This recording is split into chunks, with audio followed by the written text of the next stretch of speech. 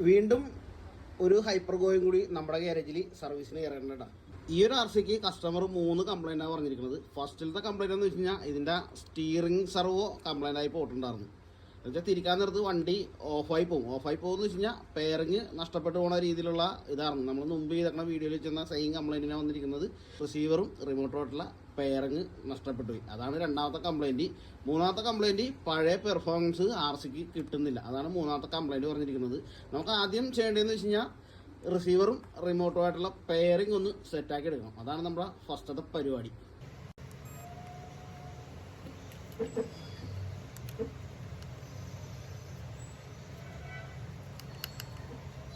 ഈ ഒരു റിസീവർ നമ്മൾ റിമോട്ടുമായിട്ട് ബൈൻഡ് ചെയ്യാൻ നോക്കിയിട്ട് സംഭവം നടക്കുന്നില്ല കേട്ടോ. അപ്പോൾ നമുക്ക് ഈ റിസീവറിന് അഴിച്ചു നോക്കാം. ഈ ഒരു റിസീവറിനകത്ത് വെള്ളം കയറിയിട്ടുണ്ട് കേട്ടോ. അപ്പോൾ നമുക്ക് ഇതൊന്ന് ക്ലീൻ ചെയ്തിട്ട് ഒന്നുകൂടി ഒന്ന് ബൈൻഡ് ചെയ്ത് നോക്കാം.